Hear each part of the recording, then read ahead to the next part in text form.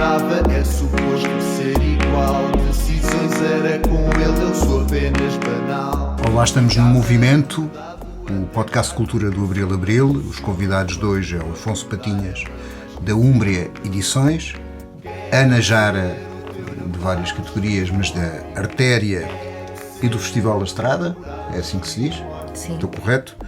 E o Fernando Ramalho, da livraria independente Tigre de Papel. Bom, as regras são simples, a gente vai falar um bocadinho de cada projeto, de cada coisa, e depois a conversa vai-nos conduzir a algum sítio e daí nascerá qualquer coisa, não sei. Bom, talvez começar pelo Afonso. Olá. Olá, viva. Tá. Tudo bem. Vocês têm um concerto aqui na Bota no próximo sábado. É verdade. Corresponde à verdade. É verdade, sim. Como é que vai ser esse concerto? Atendendo que vocês são uma espécie de editora de autoedição, vocês juntaram-se para autoeditar, têm 13 trabalhos, embora assim o estilo tenha uma certa continuidade, pelo menos as músicas que eu ouvi é diferente, há a parte que é mais eletrónica, a parte mais rock. O que é que a gente pode esperar deste concerto? Bom, no sábado da Umbria vamos apresentar 2 projetos. O primeiro é Olivia Combs, que é a vertente mais pop, que é o projeto do Miguel Moura. Sim. Se calhar devia dizer que pronto, as edições da Umbria são 5 pessoas, portanto estou aqui eu e depois também o Diogo Machado, o Leonardo Janeiro, o Pedro Janes e o Miguel Moura, que tem este projeto Olivia Combs, que pronto, entra numa certa desconstrução do que é um pop muito suave, com alguma escrita meio marada que ele tem. Acho que tem uma música do namorado, que é uma palavra interminável. Esquiomórfico, sim. Quer dizer o quê? O esquiomorfismo acho que não sei se é um termo que vem do design, mas é um termo que é utilizado no design, que vem de utilizarmos símbolos ou arquétipos ultrapassados para significar coisas atuais. Por exemplo, no telefone, se formos à aplicação do telefone em si, temos um auscultador de um telefone daqueles antigos de casa. É esse o símbolo. Pronto, isso é um esquiomorfismo. Pronto, e essa música dele vem um pouco acho que a letra vai um pouco ter com será que ele devia ser como o ex-namorado da atual namorada? Será que ele deveria compensar essas coisas? E é um bocadinho ela por essa questão, e começa por um sim e acaba num não. Mas pronto, é assim uma vertente mais aparentemente mais leve. Pronto. A Erosão não é leve em lado nenhum, pronto, é só uma coisa muito, é só uma banda mais negra, e que é aquilo que vamos apresentar a seguir. O da Lisnave era de Erosão? Sim. Foi um EP que lançámos o ano passado, ou penso eu, sim, o ano passado, que pronto, também foi todo gravado por nós. Enfim, este trabalho que nos trouxe até este concerto foi gravado aqui na Bota. Foi um trabalho em que gravámos um disco, portanto finalmente gravámos músicas de Erosão que já estão em desenvolvimento há sensivelmente 4 anos, e isso até é algo que se nota um pouco ou que me traz alguma confusão nas letras que foram escritas, porque começaram por ser sobre gentrificação, quando isso era um problema, quando me parecia ser o maior problema, e agora claramente não é o maior problema, mas com alguma Mas é consequência de maiores problemas? Bom, acho que outros maiores problemas se fizeram bastante mais presentes, mas enfim, não estou a desvalorizar, obviamente, mas acho que as próprias letras também se foram transformando nesse sentido de acompanhar uma ascensão política mais extremada. São um bocadinho avisos para isso, e enfim, agora não já é um não é pop alegre. Não é de todo, não é um pop alegre. É meio, hoje no ateliê, porque eu sou arquiteto em paralelo, não é? E no ateliê disse que fazíamos música subterrânea e eles gostaram da ideia. Qual é a conspiração dos arquitetos, Ana Jara, de se meterem tanto na cultura? Porque o Afonso é arquiteto, tu és arquiteta, portanto comunga no mesmo crime e tu, entre as várias coisas que fazes, tens aquele festival muito engraçado, a Estrada, ali no Santiago Cacém. Qual é essa compulsão? Tem a ver com o facto da arquitetura, enfim, ter uma patina artística ou cultural que a engenharia não comunga? É um bocado a ver com isso? Eu acho que sim, eu acho que a arquitetura é uma área que tem fronteiras com outras várias. Mas eu acho que a explicação para os arquitetos estarem em tantas coisas tem muito que ver com a precariedade que os arquitetos vivem. Não estou a dizer o caso eu não solucionei a minha precariedade com a música, da música, obviamente. Exato. Mas no meu caso tem a ver com isso, porque os tempos da arquitetura, licenciamentos, pagamentos, enfim, coisas que não se fazem, nunca chegam a ser concluídas. E, portanto, a cultura, a dada altura, até pela própria, enfim, pelo próprio ADN do ateliê a qual gera estas ideias, foi uma solução, porque podíamos fazer outras coisas. Portanto, se o licenciamento de obras fosse mais rápido, tu não te metias nessas coisas? Eu acho que estava muito ocupada. Sim. Eu acho que estaria muito ocupada para sequer pensar que poderia, enfim, divagar por outros terrenos. Esta cultura, sim, é uma área muito, enfim, ligada à arquitetura.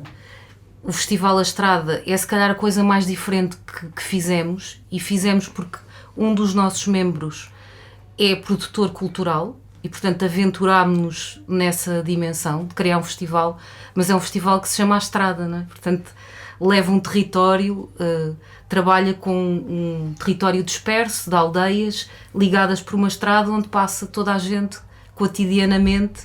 E, portanto, mas era também para assinalar um movimento daquela aldeia, que era as pessoas ir a banhos, não é?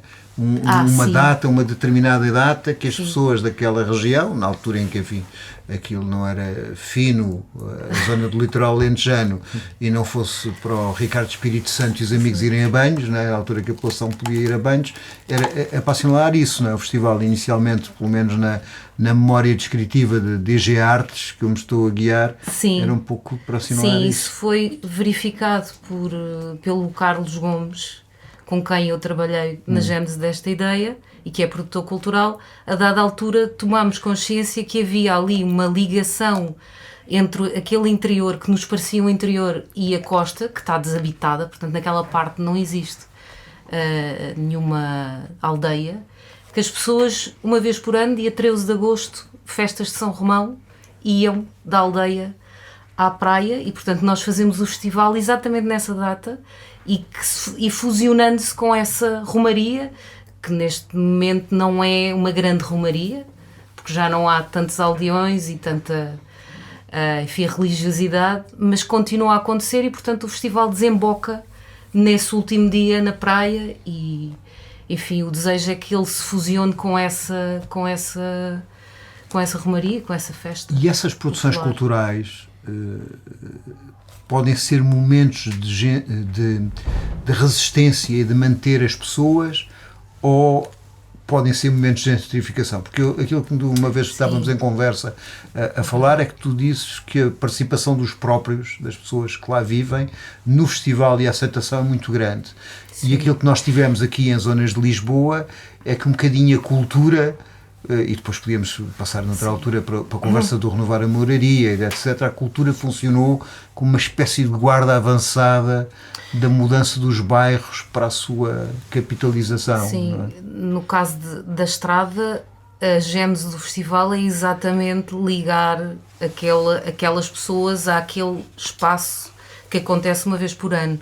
Portanto, o festival vai ter com as aldeias, vai ter com a venda de estrada, porque há um momento no festival em que fazemos uma noite que é na venda da Dona Luísa, no Farrobo, que é um sítio muito popular onde toda a gente para, portanto, e o festival imiscui-se ali nos ritmos cotidianos, vai buscar as pessoas, porque as pessoas ali não têm um grande acesso à cultura e, portanto, nós achamos que devíamos ir ter com as pessoas.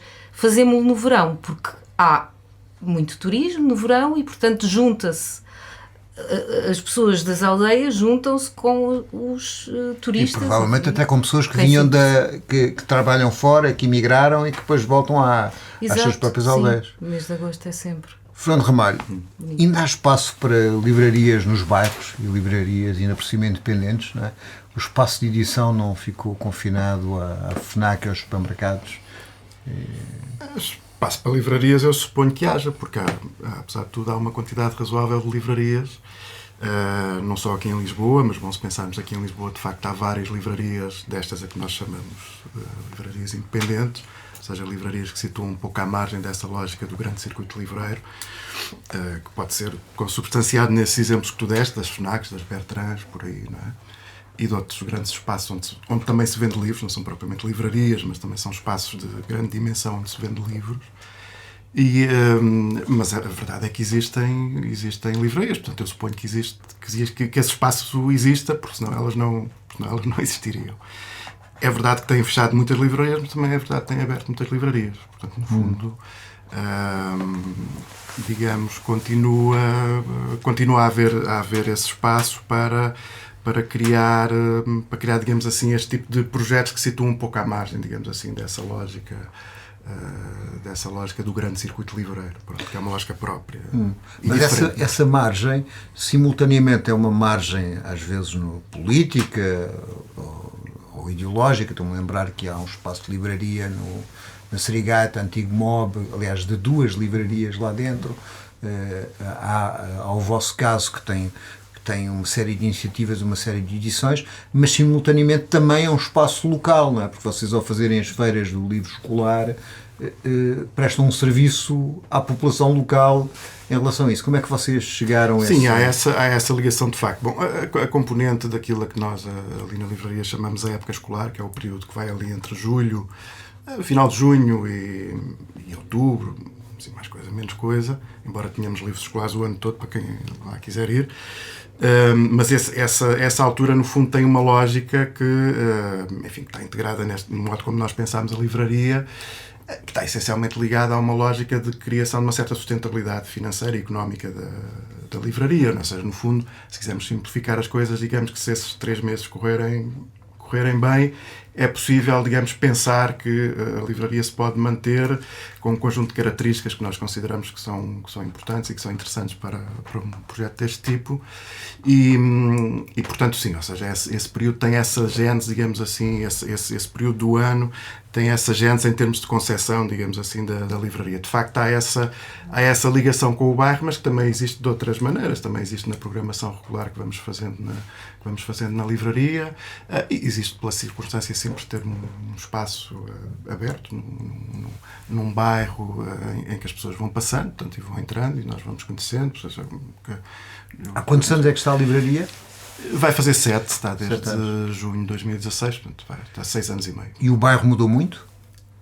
O bairro está sempre a mudar, tenho ideia, não é? Eu lembro-me quando nós chegámos aqui, havia assim uma série de pessoas que nos diziam, eu lembro-me de conversas do tipo, isto aqui não vai funcionar e tal, esta rua, isto é só oficinas e cafés e tal.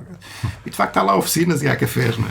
E até as oficinas dos cafés vão mudando de proprietários e tal, sobretudo dos cafés. Mas sim, o que é que eu tenho, o que é que me é dado a observar? Sei lá, há mais gente a circular do que havia há 6 anos atrás, parece-me, não é? Há mais pessoas de outras nacionalidades que vêm para passagens curtas do que havia há 6 anos atrás. Bom, quer dizer, eu acho que mudanças que eu suponho que sejam semelhantes a um conjunto de territórios destes aqui que estão no centro e estão à volta do centro da cidade. Não é? Vocês na Úmbria são uma data de arquitetos, não é? É uma coincidência. Eu não tenho nada contra os arquitetos, que é a primeira coisa que eu quero dizer, mas é uma coincidência. Somos dois. Então não são uma data, que foi um exagero da minha parte, não é? Pronto, enfim. 40%. Acho que ainda assim já é demais. Mas sim, somos dois, sou eu e o Diogo, e enfim, conhecemos na faculdade já no primeiro ano.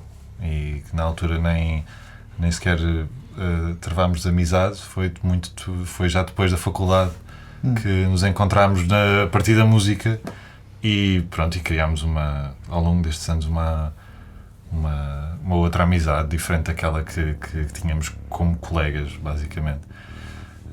Mas sim, são tudo pessoas que apareceram nos últimos anos, tanto que o Pedro Janes eu conheci-o na sala de ensaios, diretamente, de quando ensaiámos pela primeira vez o projeto que veio dar o nome, que depois veio dar a Erosão. O Leonardo conheci-o, enfim, no Bairro Alto, e o Miguel Moura conheci-o também num estúdio, e foi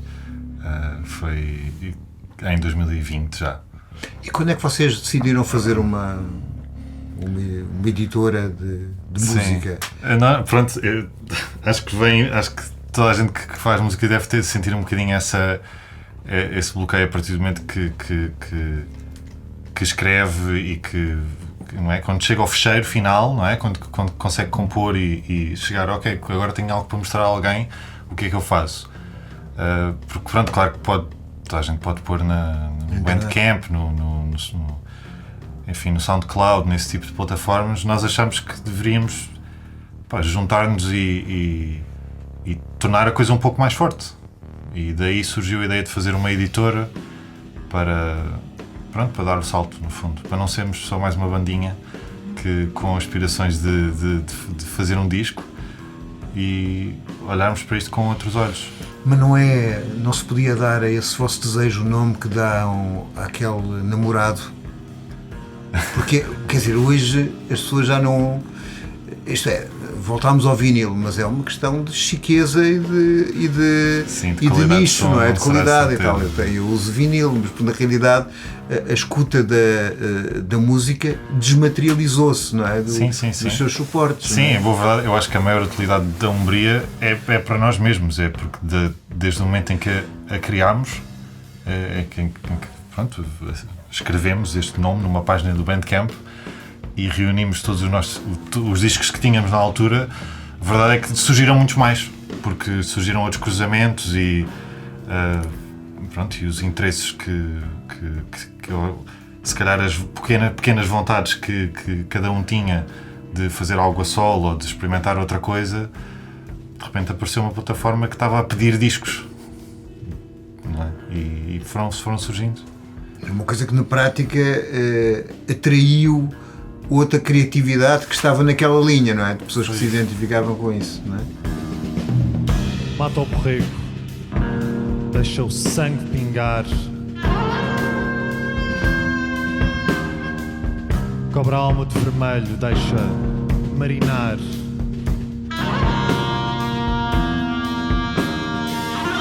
Mergulha no pavimento, respira o cimento, deixa secar. Limpa as botas, deixa queimar o ser. Paga as cotas até o filme desaparecer. Conjura a cultura, fatia a espessura. E é muito diversa a vossa... Este agora nos concertos tens o pop mais alegre até... Sim, mais melancólico, diria. Sim, o pesado também melancólico. Acho que não é... É que nós vamos a muitos estilos, mas acho que tem sempre uma certa patina. De fato. Há sempre alguma coisa... Acho que há sempre qualquer coisa de não sei, não diria triste, mas melancólico, se calhar. Ana, a artéria tem uma espécie também de confluência, não é? Não é uma coisa... Não é um simples ateliê de arquitetura. Tem ali uma mistura. Como é que surgiu essa... Surgiu há 10 anos ou mais um grupo de pessoas que não tinha trabalho e que resolveu, enfim... Ao contrário das pessoas inteligentes, não foram para dealer nem para traficantes, eu vou-te não é? dizer que eu voltei, eu tive a ideia longe de Portugal e voltei cheia de energia, porque vivia num país em que a crise não era assim tão... evidente, e portanto demorou vários anos até vir para Portugal, mas falando com pessoas... Estavas na Suécia? Não. Em Londres. Pensei, depois foste para... Londres, depois Sevilha, Amsterdão, Londres, Sevilha. E não tiveste um ano nos países nórdicos? Tiveste? Tive, mas isso depois já Mas foi a já seguir. foi depois. Exato. E portanto foi nascendo, foi crescendo, foi sendo percebido que havia ali um momento de pessoas da mesma geração que, enfim, ou formavam e fundavam qualquer coisa, ou então teriam que ir engrossar a força de trabalho de ateliês, enfim, que não eram na altura, enfim, totalmente estimulantes. E, portanto, essa ligação à cidade, aos problemas da cidade, ao próprio exercício da profissão, que era difícil, foi o que fundou a Artéria. Nesse grupo de pessoas que enfrentavam os mesmos problemas, que é, enfim, não há trabalho para os arquitetos, mas há muita arquitetura para fazer, há muito trabalho de arquitetura que é necessário e, portanto, e vivemos numa cidade, pronto, que precisa deste trabalho e, portanto, foi isso que fundou a Artéria, essa força de pensar. Começou até com um manifesto, pronto, muito criticamente e muito, enfim, de uma forma, com uma postura muito decidida, enfim, sem qualquer pejo em dar cor a essa postura e, portanto, começa com um manifesto, que é o Edifício Manifesto. É um manifesto construído, enfim, com algumas particularidades de provar que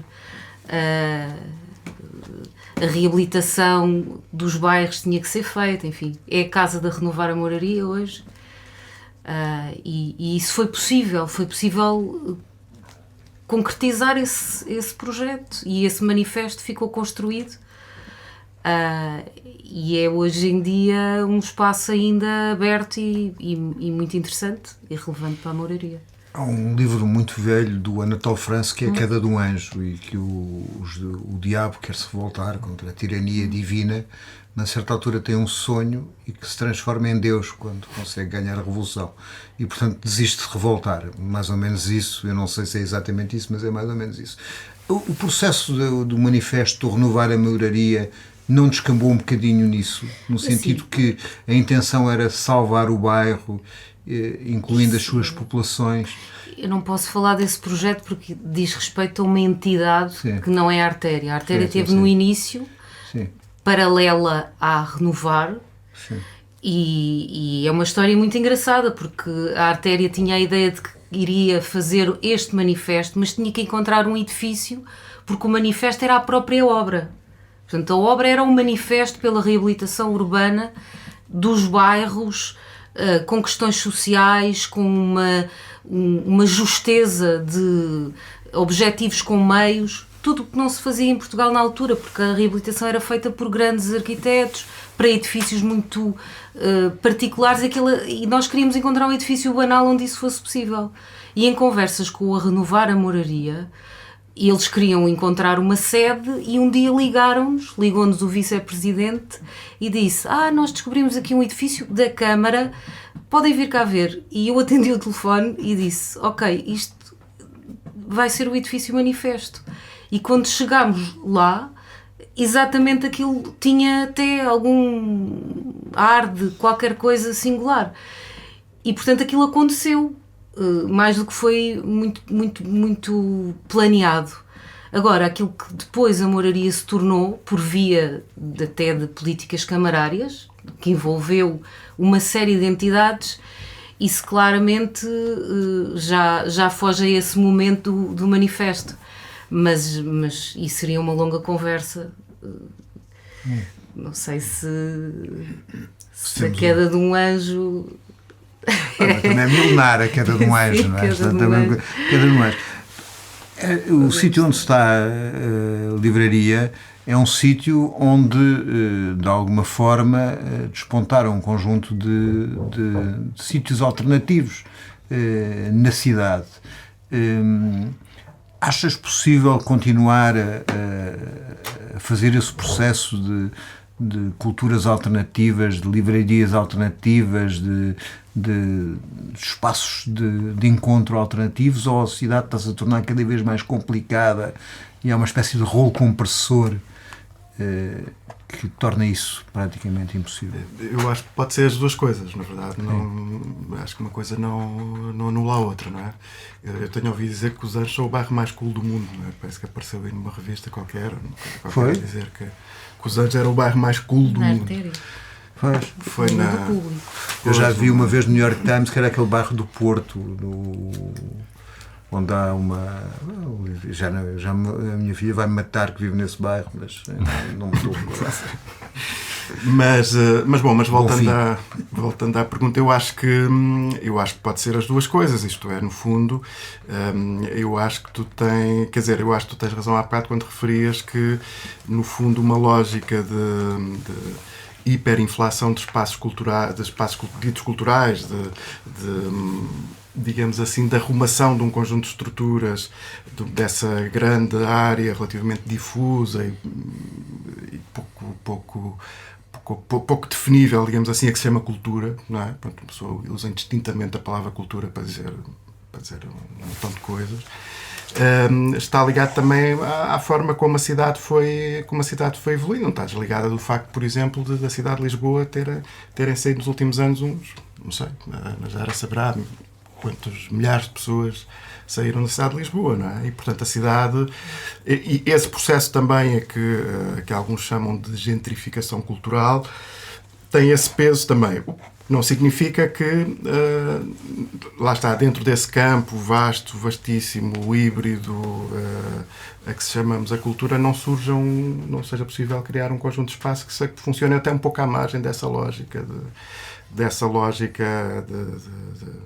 de gentrificação e, de facto, constituam um espaço que permitam estabelecer um outro tipo de encontros, não é? Um tipo de encontros que subtrai um pouco a esta linguagem, a esta narrativa, digamos assim, mainstream, que se consolidou aparentemente com uma narrativa única sobre por exemplo, o modo de viver. Não é? Sim, mas eu estou a dizer-te isso, e agora vocês interrompam-me para tentarmos aqui fazer uma conversa, dizer isso porque, por exemplo, se nós formos analisar os espaços de divertimento noturno, há uns anos eram relativamente plurais, no sentido que eu podia ter uma noite beta, podia ter zonas alternativas, até mais anárquicas, mais de esquerda, etc. E tinhas outras zonas populares. E hoje há uma espécie de Disneyland e de Veneza, em que só as fachadas são diferentes e os espaços interiores tendem a ter os públicos parecidos. Uns espaços são assim, outros espaços não são assim. Isto é, quer dizer, é o que eu estou a dizer. Ou seja, no fundo, acho que coexistem essas duas realidades. Ou seja, como sempre, aliás, no campo dito da cultura, é sempre... tem havido sempre alguma possibilidade, algum espaço. É um espaço, digamos assim, que tem plasticidade suficiente para se prestar à existência de um conjunto de linguagens, de formas de estar, de formas de fazer e tal, que, de certo modo, se subtraem à lógica mais dominante. Eu acho que sim, se me perguntares, mas subtrai-se completamente, são coisas que se situam fora do... Não sei se gosto muito da palavra, do sistema. Acho que não é? Nada se situa fora do sistema. Ser zonas autónomas temporárias. Pois, acho que talvez não tanto, não é? Ou seja, porque a malta, apesar de tudo, tem que ir fazendo pela vidinha, quer dizer, não há outra maneira também. Não é? Vocês normalmente atuam com regularidade, o trabalho de editora e em espaços diferentes. Eu vi que atuaram num conjunto de Zé dos Bois, não me lembro se Music Box, mas um conjunto de... Ainda não. Já era, eu estava a anunciar. Mas, que já foi o Texas Bar, não é? Já foi o Texas Bar. Mas como é que é a vossa divulgação do vosso trabalho? Como é que é? Bom, eu acho que todos os espaços nós chegámos até eles por conhecermos as pessoas, de irmos lá e falar com as pessoas, ou simplesmente de frequentar os estabelecimentos e começar a perceber quem é que passa por lá e fazermos amizades, no fundo. Nós nunca tocámos em lá nenhum porque enviámos um e-mail a alguém. E pronto, isso também acho que diz muito sobre como é que a coisa funciona. Acho que ainda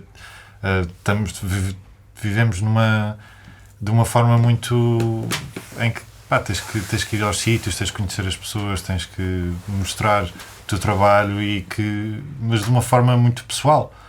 Não sinto que os sítios onde me interessa tocar sejam aqueles para os quais eu tenho que preencher uma candidatura.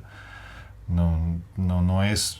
Não sinto que vai ressoar, no fundo. E ainda há esses espaços de socialização e de Até convívio. agora temos encontrado, por isso também aquilo que estavas a dizer há pouco, nós já tocámos sítios muito diferentes e que tinham ambientes muito diferentes, não é? Eu acho que o Desgraça é um sítio incrível e que tem um ambiente muito próprio e pertence a uma estética completamente diferente das Damas, por exemplo, por muito que ainda se encontre. E para além disso, habitua-nos a sobreviver à guerra nuclear quando descemos lá abaixo. Pois é, verdade. Portanto, são estranhos. Mas acho que isso também. Pronto, e nós vamos adaptando. Enfim, acho que eu gosto de tocar em todo lado. Acho que também é bonito essa como os. Pronto, e se calhar eu e o Diogo, como somos arquitetos também. Não sei se nos toca mais, a mim toca-me muito quando sentir o espaço em si, a luz que ele tem e não só as pessoas que lá estão, mas também a envolvência. Que pronto, naturalmente... Qual foi o espaço mais estranho que já tocaste? Estou a dizer isso porque estava a lembrar quando o CRA mudou da Rua dos Anjos para trás, para o lado da Igreja dos Anjos.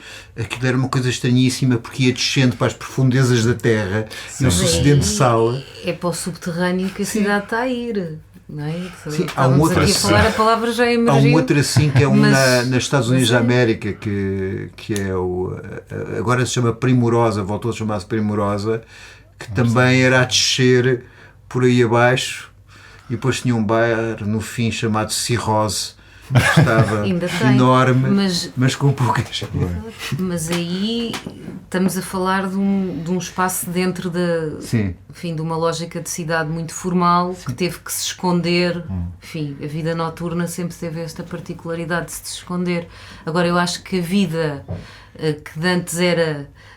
Enfim, acontecia espontaneamente em lugares da cidade que eram as coletividades, enfim, as coisas mais informais, estão todas a migrar para os espaços onde pode, dada as rendas, o preço das rendas e tudo mais, onde isto pode continuar a acontecer. Ou então a fazer uma espécie de como é que se diz, de ficarem todos parecidos do ponto de vista social, porque, por exemplo, eu lembro do Beleza, quando era ali embaixo, perto de São Bento, não é? Onde foi noites longas, não é? E era um determinado espaço. E hoje o Beleza, junto ao Rio Tejo, é uma coisa com vidro, não sei o quê, parece que estamos numa discoteca da classe descuidada média. do ponto de vista espacial, ou que não tem uma relação com aquilo que era. Portanto, é quase uma espécie de... Podem ser as mesmas pessoas que o fundaram, mas aquilo é um projeto evidentemente muito diferente. Claro. Não é? Mas vive dessa memória... Dessa memória do que era o Beleza, não é? Exato. Exato, mas eu acho que têm surgido muitos espaços em Lisboa muito interessantes, nesse subterrâneo, nessa informalidade, escondidos, etc., que eu tenho tido a sorte de descobrir, por acaso, às vezes é por acaso, e que têm sido uma espécie de salvação face à cidade ter, enfim... Para responder à pergunta do Fernando, a cidade perdeu 8.000 pessoas face aos últimos censos, portanto 2011, 2021. Sendo que ganhou não sei quantos franceses endinheirados e não sei quantos... Sim, claramente. Perdeu 6.000 habitações, portanto muitos hotéis, muitas coisas que foram... Aí já estão as... Portanto nunca poderá ter o mesmo número de residência habitantes. Local, já está o alojamento local continua a ser habitação. Mas... Eu acho que perdeu para projetos de hotelaria e enfim, outras coisas que tiveram a acontecer e, portanto, jamais poderá ter a mesma densidade, a não ser que a gente se amontou em casas, que eu acho que é o que está a acontecer. Talvez esteja a acontecer. Até porque a renda média parece que é 2.000 euros, não é, em Lisboa. Sim, portanto, temos que partilhar. Voltamos ao comunitarismo. Olha, vocês têm uma parte também de edição, não é? Como é que começou? O que é que vocês editam? tem a ver com o espírito da coisa? Tem a ver com o espírito da coisa, por um lado, não é? Por outro lado, era assim uma ideia que existia desde o início, não é? A par das outras componentes da livraria, um determinado tipo de seleção dos livros, ter livros em segunda mão, ter a tal programação mensal sempre intensa, só não conseguimos ter durante o período dos confinamentos, como ninguém teve, mas de resto temos tido sempre, desde o primeiro dia, uma programação muito intensa, e uma das outras componentes era então essa de ter uma pequena editora, digamos assim, não é? Que acabou por começar um ano depois da livraria existir. É uma área em que nós, neste momento, até estamos um pouco a tentar olhar para ela com um bocadinho mais de cabeça, que foi uma coisa que nós nunca conseguimos fazer, ou seja, nunca publicámos muito, ou seja, nós publicámos até agora 30 e poucos livros, mais coisa, menos coisa. Fomos publicando sempre muitas coisas que nos interessam, evidentemente, e que gostamos, mas foram coisas que nos foram aparecendo à frente, nos caindo em cima, propostas, amigos e tal. E fomos fazendo assim, e temos estado um pouco, quer dizer, fruto das circunstâncias, porque de facto o trabalho da livraria é bastante, e portanto é difícil depois uma pessoa com uma estrutura relativamente pequena conseguir dar o mesmo tipo de atenção a tudo, não é? E portanto neste momento estamos um bocado nessa fase de procurar olhar para a editora e ver o que é que queremos fazer dela com um foco, digamos assim, um bocadinho mais estruturado. Outro aspecto também que acaba por ser interessante era que, juntamente com a editora, acabou também por surgir um outro trabalho, que é o trabalho da distribuição dos livros. Ou seja, nós fomos, ainda antes de haver a RELI, a rede dos livreiros, uma das coisas que permitiu foi justamente pôr toda a gente em contacto e facilitar muito estes contactos entre livreiros, mas mesmo antes disso nós tínhamos os livros e começámos a contactar os sítios onde nos parecia que era bom ter os livros, e fomos querendo assim um certo circuito de distribuição, que depois cresceu um pouco de facto com a questão da RELI. Isso gerou também a possibilidade de juntarmos outros pequenos editores que também têm essas dificuldades de distribuição, e portanto além da edição também temos um pequeno circuito de distribuição, não só dos nossos livros, mas também de alguns outros pequenos editores que, pronto, lá está, que é tradicionalmente assim, um dos aspectos mais difíceis. E até na Feira do Livro estão numa zona comum, não é? Pelo menos este ano estavam numa... Não, nós temos, desde que começámos a ir à Feira do Livro, que foi já tivemos em 3 ou 4, acho eu. Tivemos sempre em nome de Tigre de Papel. Pronto, mas estavam na mesma zona que estava Letra Livre. Penso que outros também distribuíam os livros da editora do Vasco Pinto, ali dá uma zona ali. Sim, na verdade nestes últimos 2 anos temos estado numa zona que junta tradicionalmente aqueles livreiros alfarrabistas, sim, não é? É a zona, acho que é conhecida mesmo como a zona dos alfarrabistas, aquela zona da feira, mas onde também estão, lá está, também está a Letra Livre, também está a Maldoror, também tem assim, outras, a Chile com Carne, também está nessa zona, coisa assim meio misturada, mas pronto, na Feira do Livro temos estado em nome com o nome da Tigre de Papel, juntando evidentemente esses outros livros dos outros editores com quem nós trabalhamos na distribuição, e também com os livros em segunda mão. Pronto, no fundo, pegar na Tigre de Papel e meter lá ali num pavilhão da Feira do Livro, assim mais ou menos esta lógica. Vocês, de alguma forma, quer dizer, ao fazer uma editora, acabaram por fazer quase uma espécie de... num sítio onde multiplicavam projetos do mesmo tipo, projetos com que se identificavam e as pessoas vão juntando. Mas depois há uma dificuldade, que é como é que isto chega a outras pessoas. Como é que conseguem resolver, ou se conseguem resolver este problema? Como é que conseguem chegar? Quer dizer, porque visivelmente, embora agora com a internet dá para fazer 1000 rádios ou 1000 listas de coisas, as rádios tradicionais tocam sempre a mesma coisas. Quer dizer, a mesma porcaria, mas não comporta. Acho que nunca foi esse o objetivo, sinceramente. Sim. Nunca foi propriamente chegarmos a não sei quantas audições por mês. Acho que nunca foi isso. Nunca foi isso que me moveu. Acho que não é por aí. Não me apetece pagar anúncios no Instagram. Acho que é desnecessário. Não ressoa. Não é. Mas vocês não estão no Spotify, que fazemos música. Não estão no temos Spotify. Algumas coisas, sim. Temos algumas mas coisas. Não tem editora no Spotify, não tem a lista. Ou seja, isso entra automaticamente, penso eu. Sim. Mas estamos lá só por facilidade. É mais, até para mim, pronto, eu que utilizo o Spotify, não é? Para mim, percebo que é muito mais fácil ter tudo concentrado num programa do que ter que estar a abrir outros e que funciona de forma inacreditável, não é? É um programa super polido do que temos que estar a ir a outros sites e procurar. Pronto, e eu compreendo, até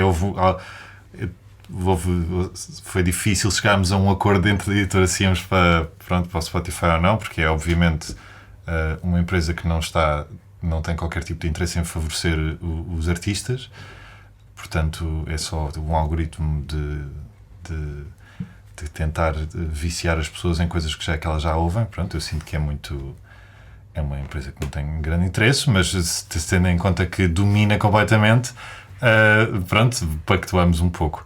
Mas, enfim, penso que me desviei bastante daquilo que... Não, mas foi um desvio muito útil, tiveste muito bem. A gente também passa pelo Spotify, embora todas estas novas funcionalidades têm a quenga da escravatura na perna, não é? Quer dizer, tem a facilidade de utilização, claro, mas depois tem a multiplicação da exploração de uma forma muito grande. Agora, Ana, há um fenómeno engraçado na arquitetura, e já que de nós os 4, 2 são arquitetos, porque a arquitetura aparece um bocado no imaginário como uma profissão de elite e depois, na realidade, tem uma exploração acima da caixa de supermercado. Quer dizer, isto é, há pessoas que pura e simplesmente quase pagam para trabalhar, não é? Como é que sai esse processo total, de repente, de proletarização e de... Eu acho que estamos a caminho de ter consciência, enfim, de que pertencemos, a maioria dos trabalhadores de arquitetura, a uma classe social que não é definitivamente elite nenhuma. Portanto, houve coisas que aconteceram no último ano, como um sindicato dos trabalhadores de arquitetura, que foi extraordinário, porque, enfim, face à precariedade e toda a exploração de décadas em ateliês que são, muitos deles, não é? Porque a arquitetura portuguesa depois é reconhecida como um valor, enfim, de uma certa monta, para além de trabalhar com muito dinheiro, porque o setor imobiliário é onde se extrai a mais-valia maior, não é, do capital neste momento. Portanto, todos nós, trabalhadores da arquitetura, estamos sentados sobre isso, não é? Sobre uma elite, enfim, que vende o país e vende a arquitetura para um plano superior, não é, de cultura, sobre um território que é altamente explorado, enfim, por via do setor imobiliário. E, portanto, nós não estamos propriamente como outros trabalhadores culturais ou da cultura enfim, com outro tipo de práticas. Nós estamos mesmo sentados no sítio onde se extrai uma mais-valia brutal. E, portanto, mas chegarmos a construir... Como é que se consegue chegar a esta situação? Que é o sítio porque a teoria que os liberais nos vendem é que aquilo é um chuveiro e se pinga para os gajos de cima há de chegar umas gotinhas para os gajos de baixo, mas no caso a arquitetura não chegou para os gajos de baixo, não é? Apesar de haver milhões, não é? Não, nós somos trabalhadores na fábrica da arquitetura e por mais que não existe, quer dizer, agora começa a existir consciência, eu acho que por via das gerações mais jovens, não da minha geração. Não éramos tantos, se calhar, e não éramos... Enfim, houve muita gente que emigrou da minha geração, houve muita gente que desistiu da arquitetura, sobretudo as mulheres, e, portanto, agora há um confronto enorme, há uma luta que é preciso travar, e, portanto, as pessoas discutiram, não é? Houve o MTA, o Movimento dos Trabalhadores da Arquitetura, que depois, enfim, se fundou, a partir daí, o sindicato, que espero... vá mudar muita coisa, porque é preciso mudar muita coisa ainda. É preciso melhores condições de trabalho, melhores salários, enfim, horários, as pessoas poderem trabalhar arquitetura e terem ordenados justos com o que é o trabalho da arquitetura, que é um trabalho muito qualificado e muito, enfim, que exige uma dedicação, diria, bastante grande. É difícil trabalhar em arquitetura. E, portanto, eu não sei se os ateliês sequer estão a extrair a mais-valia. Alguns estarão, mas a maioria não está. A maioria realmente tem muito baixos honorários e, portanto, paga muito mal aos seus trabalhadores. Mas isso é importante mudar. E não é uma elite que vai mudar isso, sem dúvida. É mesmo a massa de trabalhadores da arquitetura que pode mudar essa realidade. Sim, apesar de hoje não estar com o chapéu do arquiteto aqui presente, não deixa de ser um gosto ouvir as suas palavras. Pronto, e concordo em absoluto. Acho que é uma luta difícil, mas que eu também deposito muita esperança no sindicato. Pode ser que seja a partir desta organização, aparecem pessoas com força e com vontade e com estrutura para introduzir uma mudança. Mas pronto, a ver, vamos. Sim. Fernando Ramalho, o próximo livro que vais editar é sobre a ocupação de fábricas, não é? É possível, é pelo menos um dos livros em que temos estado a trabalhar, um livro do Miguel Ángel, que é um historiador asturiano que vive aqui em Lisboa há uns anos, sim. E é um livro em que temos estado a trabalhar, que resulta da tese de doutoramento dele e, portanto, que se enquadra também com um conjunto de outros livros que temos publicado, que resultam também de trabalhos académicos e que depois acabam por adquirir este formato de livro. E é o espaço que vocês têm apostado. Sim. Neste quadro lá está de microeditora, digamos assim, mas há uma parte dos títulos que temos publicado têm sido nesse campo. Sim. É porque não só os arquitetos estão proletarizados, também os doutorandos, portanto... Também.